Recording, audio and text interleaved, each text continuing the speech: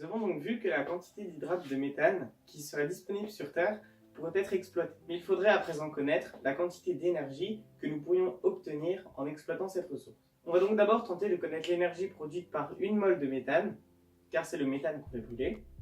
Pour cela, on va calculer l'enthalpie de réaction de cette molécule.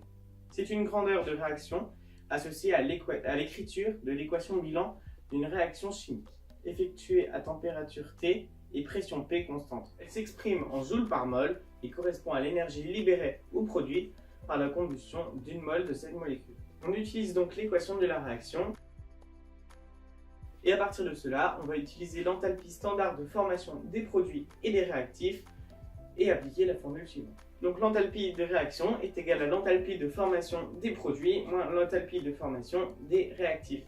Ainsi, l'enthalpie de réaction est égale à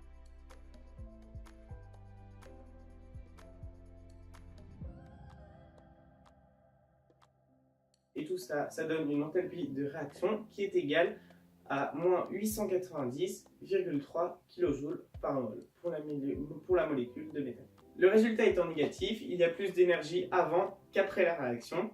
C'est donc une réaction exothermique. Elle libère de l'énergie, ici, sous forme de chaleur.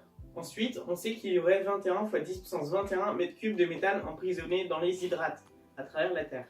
D'ailleurs, un mètre cube d'hydrate de méthane contient une quantité astronomique de méthane, 164 m3 pour un mètre cube d'hydrate. Ensuite, il faut déterminer l'énergie libérée par la combustion d'un mètre cube de méthane.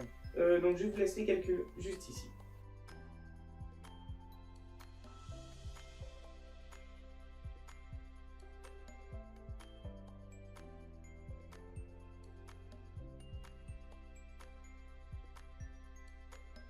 Ensuite, on recherche l'énergie totale qui serait disponible.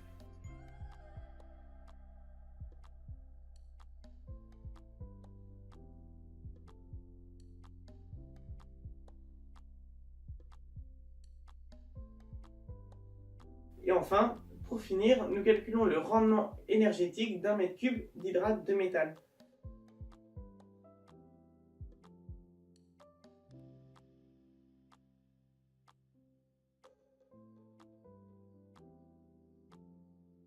Ainsi, avec 13,8 m3 d'hydrate, on peut alimenter une maison de 150 m² pendant un an en électricité. Avec toute l'énergie que l'on pourrait obtenir grâce aux hydrates de méthane, on pourrait alimenter la France en électricité pendant 457 ans, en considérant des pertes nulles.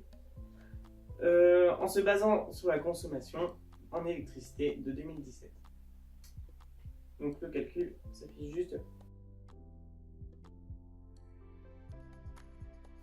Les hydrates de méthane ont donc un très fort potentiel énergétique, notamment grâce au fait qu'un mètre cube d'hydrate libère 164 mètres cubes de méthane.